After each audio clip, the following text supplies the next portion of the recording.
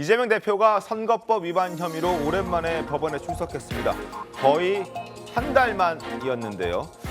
출석 당시 정말 고성으로 가득했던 법정의 모습부터 보겠습니다.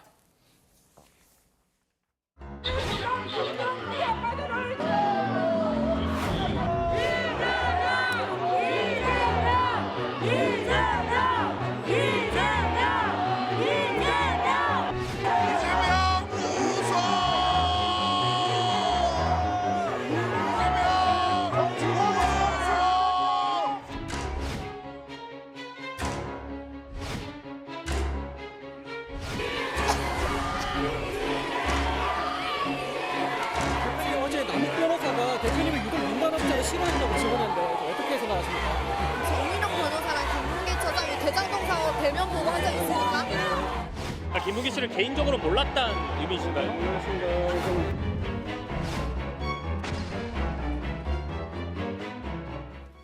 자, 김문기 씨를 아느냐 모르느냐 모른다고 했다가 지금 허위사실 공표 혐의로 선거법 위반으로 법원에 출석을 하고 있는 모습이었습니다. 그런데 저 자리에서 오랜만에 출석해서 재판장이 이런 얘기를 했다고 합니다.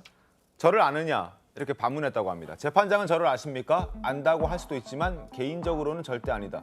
공적 자리에서 대화 몇 번 나눴다고 개인적으로 안다고 얘기할 수 있느냐 이렇게 이재명 측 변호인이 오히려 재판장에게 되물었다고 합니다. 신우식 변호사, 이건 어떤 전략으로 봐야 됩니까? 일단 안다 모른다와 관련해서 안다, 우리가 일반적인 상식으로 안다라는 범위 내에선 검찰이 입증을 했다라고 판단한 것으로 보입니다. 네. 그렇다고 하면 안다라는 거에 대해서 좀 더 엄격한 해석이 필요하지 않겠냐는 부분과 관련한 질문을 했다는 것인데요. 첫 번째로 보면은 이제 이재명 대표의 변호인이 판사를 향해서 저를 아십니까? 이렇게 질문한 다음에 이름하고 이렇게 안다라고 하시지만 저를 개인적으로 아십니까? 이렇게 질문을 했다라는 거죠. 그러니까 안다라는 것은 일단 개인적인 것까지 알아야 된다. 가족이 몇 명의 사생활이 어떻고 뭘 좋아하고 이런 것까지 알아야 된다라고 해석을 굉장히 좁히고 있는 단계를 시도를 했고요.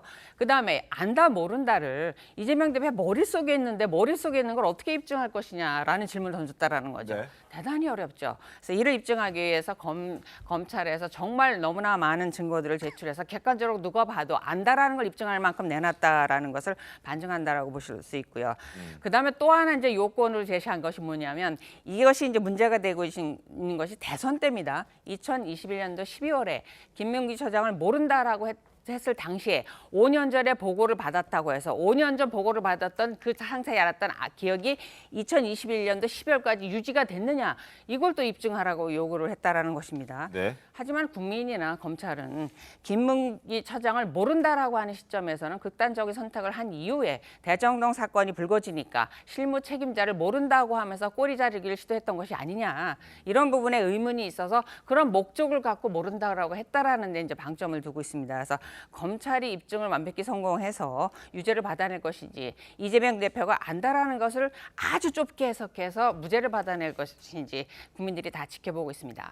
알겠습니다. 자, 이재명 대표 저희도 방송을 통해서 그동안 김문기 처장을 알 수밖에 없던 그런 정황들을 여러 차례 보여드렸습니다.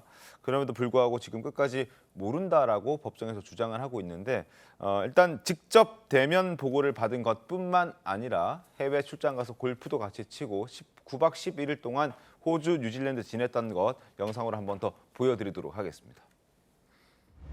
안에 가면 천년묵은 고사리들 많이 있습니다. 사람으로 변신한 거. 나 얼굴 너무 많이 타버렸어. 오늘 시장님하고 본부장님하고 골프까지 쳤다? 오늘 너무 재밌었고 좋은 시간이었어. 산하 직원이고 뭐 해외 출장도 같이 갔는데 어떻게 모를 수 있냐 그래서 제가 뭐 그 실제로 하위 직원이라서 기억이 안 나고요. 김 처장이 이제 이재명 카트를 몰아주고 저는 이제 제가 혼자 하고 다니고 번갈아가면서 몰더라고요. 자기도 몰고 싶으면 이재명도 몰았어요. 김 처장 옆에 나 이제 그분 이제 타면서 김 팀장 아니면 김 처장 공 거기 있어. 그리고 여기 있습니다 시장님. 그러면 이제 가가지고 어떻게 찾았어? 그러면서 치고 그러지 않았을 겁니까? 자, 최병우 위원님, 저런 것들을 저희가 계속 보여드리고 있고 저런 증언들이 나오고 있는데 뭐 저게 좀 약한가요? 뭐 이재명 대표가 뒤집을 수 있는 참 근데 누구를 알았느냐 몰랐느냐 이제 그 기준을 어디에다 두느냐는 것 첫 번째. 그다음에 자 알았다고 한다면 알았다는 걸 입증을 해야 되고 이재명 대표는 몰랐다는 걸 입증을 해야 되는 거 아니겠습니까? 그거 다 어려운 점이죠. 그래서 이제 검찰이 이 부분과 관련해서 굉장히 많은 증거들을 냈다는 거예요. 2009년부터 이재명 대표가 그 건설회사에 있는 김문기 씨를 안 거로 돼 있잖아요. 네. 그러니까 그때부터 2021년 12월 김문기 씨가 극단적 선택을 하는 그때까지 계속 알았던 것이고 2021년 12월에 이재명 당시 후보가 김문기 처장을 몰랐다고 얘기하는 거는 정확하게 얘기하면 성남시장 재직 때 몰랐다는 거거든요. 그러니까 2018년까지 몰랐다는 거예요. 이런 거기 때문에 2009년부터 그럼 2018년까지 이재명 대표가 정말 김문기라는 사람을 몰랐느냐 이 부분은 이제 검찰이 뭐 거의 5천 쪽에 가까운 그 증거 자료들을 냈다고 하거든요. 네. 그런 것들이 지금 이제 거의 중간 단계로 지금 접어들고 있습니다. 네. 뭐 그 정도면 제가 보기에는 뭐 재판부도 어느 정도는 지금 뭐 인식이 형성돼 가는 단계가 아닌가 싶은 생각이 들어서 글쎄 뭐 저희가 이재명 대표는 어떻게 생각하고 그러면 또 검찰에서는 어떻게 생각하고 뭐 이거를 정확하게 알 수는 없지만 대략 그 전체적인 그림은 완성돼 가고 있는 단계가 아닌가 뭐 전 그냥 객관적으로 그런 느낌을 갖습니다. 알겠습니다. 그런데 법정의 증언 중에 이런 내용도 있었습니다. 화면 잠깐 보여주시겠습니까? 2017년 3월 7일 이재명 당시 성남시장이 제1공단 공원화 추진 기자회견을 한 뒤에 김문기 전 처장에게 전화를 했다. 받은 게 아니라 직접 전화를 걸었다라는 것을 알고 있다라고 정민영 변호사가 얘기했고요. 김문기 전 처장이 시장에 직접 전화해서 항목을 다 체크했다고 자랑스럽게 말했다. 그리고 5,503억 원 관련해서 이재명 시장이 구체적인 걸 물어봤다는 취지로 이해를 했다. 이렇게 얘기를 했습니다. 2018년 때까지 성남시장 시절 때까지 몰랐다라는 게 이재명 대표의 주장인데 그보다 1년 정도 앞선 2017년 3월에도 이재명 당시 시장은 직접 전화를 할 정도로 모르지 않았을 것이다 라는 생각을 좀 할 수 있게끔 하는 그런 증언이었고 그리고 그 재판장에서 이런 내용도 있었다고 하는데 황무성 씨와 고 유한기 씨라는 사람이 있는데요. 이 두 사람이 유한기 씨가 스스로 목숨을 끊기 전에 문자를 주고받았는데 그 문자 중에 공개되지 않았던 문자가 갑자기 이재명 대표가 직접 들고 나와서 그것을 이야기했다라는 겁니다.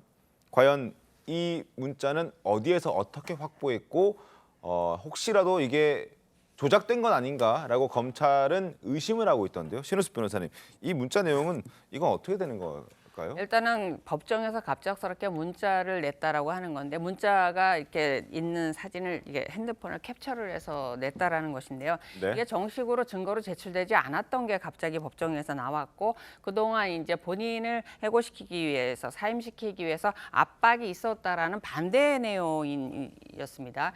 거기에 대해서는 이 황 전 시장이 보낸 문자에 대해서 답장이 이것은 위에서 본인을 사임하라고 압박하는 것이 아니라 본인의 개인적인 형사범죄 때문이 아닙니까? 이런 답장이었다라고 합니다. 사실 이 내용이 사실이라고 하면 이것이 어떻게 쓸 것인가에 대해서도 논란은 물론 있습니다. 물론 진실을 갖추고 답변을 통해서 증거로 만들어 놓기 위해서 보냈을 수도 있습니다. 아닌데도 그럴 수도 있고 그다음에 실질 내용이 그럴 수도 있고 이건 판단을 해야 되지만 형사범죄에 있어서는 우선 이게 적법한 절차에 거쳐서 확보된 증거인지가 먼저 이제 검토를 해야 됩니다. 이것이 검증되지 않은 상태에서 재판부의 어떤 예단이나 인식에 대해서 어떤 결심을 하는 데서 영향을 미치려고 한 것은 아닌가 이런 의심이 없지는 않습니다. 어찌됐든 적법한 절차에 의해서 어떻게 확보가 됐는지가 우선 이제 해결이 돼야 될 문제인데 그 내용이 진실이고 다른 내용이 없다라고 하면 황 전 사장에게 이렇게 유리한 증거는 아닐 것으로 보입니다. 그래서 아마 그동안 가지고 있다가 갑자기 내놓지 않았을까라는 생각이 듭니다. 알겠습니다. 그 부분도 한번 지켜보도록 하겠고 그리고 금요일에 법원 출석했던 이재명 대표는 주말에는 부산을 찾았습니다. 영상을 보겠습니다. 무조건 어떻게든 방류를 못하게 하게 해주시고 편안하게 수산물을 먹을 수 있도록 많이 힘써주시고 많이 도와주십시오. 알겠습니다. 자, 다 같이 화이팅! 이재명 화이팅! 이재명 화이팅! 사랑합니다. 최선을 다하도록 하겠습니다. 핵 방사능 물질이 바다에 섞여 있다고 하면 대체 누가 바다를 찾겠습니까? 1리터는 마셔도 좋다. 10리터 마셔도 안전하다. 이런 이상한 소리 하는 무슨 과학자 같은 사람 불러다가 국민들한테 마셔도 괜찮다고 하는 말 퍼뜨리는 게 바로 괴담 말입니까, 여러분? 국민께서는 민주당이 후쿠시마 오염수 문제를 제2의 광우병 괴담으로 만들어 또다시 국민들을 갈라치게 하고 자신들의 죄를 덮어보려 하는 것을 너무도 잘 알고 계십니다.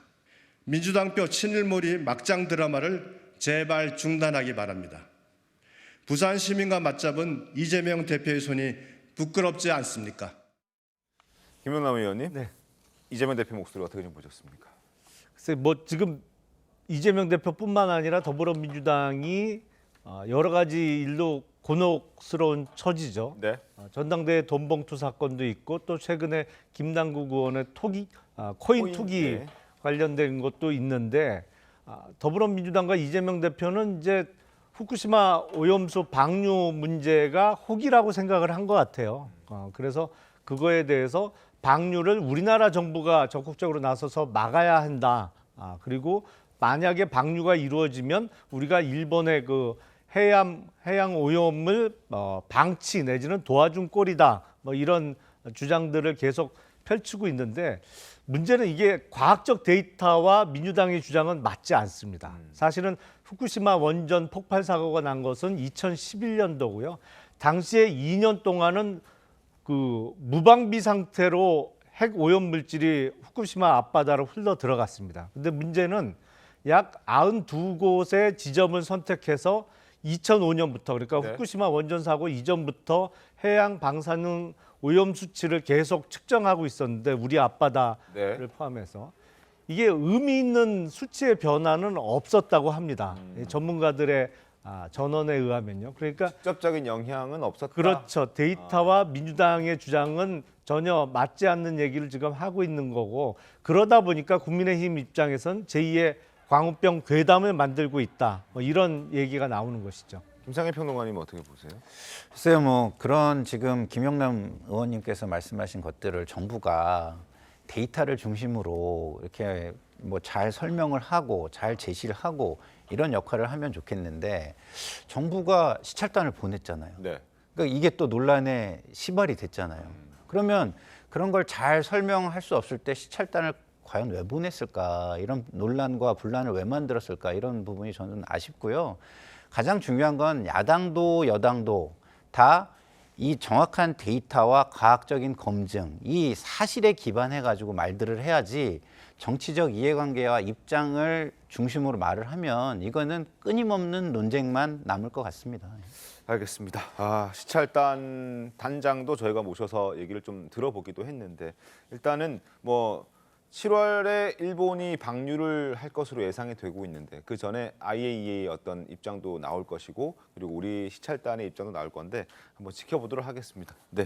그리고 이제 IAEA 말씀을 하셨잖아요. 그 네. IAEA 검증단에 우리 학자도 포함이 돼 있고요. 그러니까. 한 명. 그다음에 이제 보면 이게 아까 2011년 후쿠시마 사건을 얘기했잖아요. 그 이후에 사실은 문재인 정부에서도 굉장히 여러 차례 그 관련 원자력 안전위원 연구원이나 뭐 이런 데에서 검증을 했어요. 네. 검증을 해서 수치로 다 나와 있어요. 이게 이제 뭐 그 핵종 제거하고 그다음에 그 이후에 남는 삼중수소 뭐 이런 네, 네, 거거든요. 그런 것들이 다 검증이 돼서 보고서가 지금 이만큼 있습니다. 문재인 정부 때 네. 있습니다. 이제 그게 하나둘씩 나올 것으로 보여요. 저는 이재명 대표가 뭐 만약에 윤석열 정부라고 그러면 이걸 정치적으로 갈라치게 할 수 있을 거예요. 윤석열 정부니까 저렇게 얘기한다고. 그런데 문재인 정부 때의 문재인 대통령이 당시에 임명했던 원자력 안전연구원 뭐 이런 데의 관련 기관들이 또는 정부 합동 TF도 있었어요. 이런 데에서 내놓은 자료가 이제 쏟아질 텐데 조금 이제 논란이 되면 그걸 어떻게 감당하려고 하는지 잘 이해가 되지 않아요. 알겠습니다. 그럼 지켜보죠.